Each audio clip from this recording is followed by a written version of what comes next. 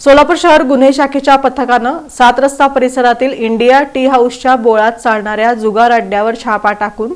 जुगार खेळणाऱ्या 25 जणांना ताब्यात घेतलं। सोलापूर महानगरपालिका निवडणुकीच्या अनुषंगानं पोलीस आयुक्त एम राजकुमार यांनी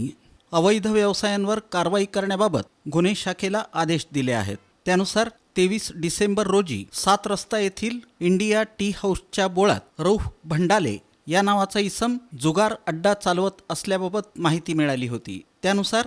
शहर गुन्हे शाखेच्या पथकानं संबंधित जुगार अड्ड्यावर छापा टाकून रोख रक्कम, पत्त्याचे कॅट, DVR, इन्व्हर्टर आणि लोखंडी कपाट असा एकूण 2,31,400 रुपये किमतीचा मुद्देमाल जप्त केला। या कारवाईत जुगार खेळणाऱ्या एकूण 25 इसमांना ताब्यात घेण्यात आलं।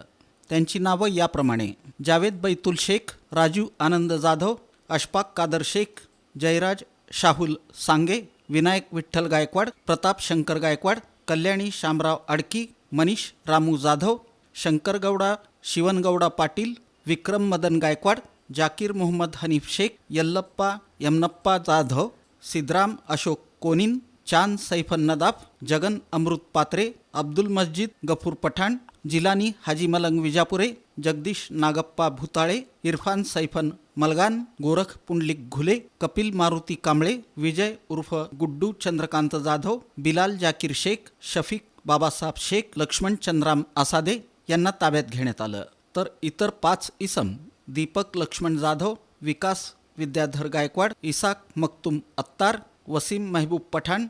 युनुस महबूब शेख हे गर्दीचा फायदा घेऊन शेडच्या मागील दरवाजातून पळून गेले। या प्रकरणी सदर बाजार पोलीस ठाण्यात गुन्हा दाखल करण्यात आला असून हा जुगार अड्डा रौफ भंडाले आणि रियाज हुंडेकरी हे चालवत असल्याचं निष्पन्न झालं। ही कामगिरी पोलीस आयुक्त एम राजकुमार, पोलीस उपायुक्त डॉक्टर अश्विनी पाटील, सहाय्यक पोलीस आयुक्त राजन माने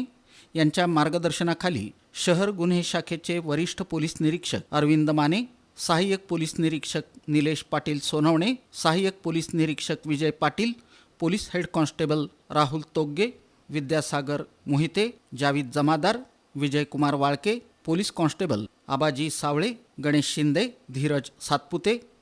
विठ्ठल यलमार यांनी बजावली।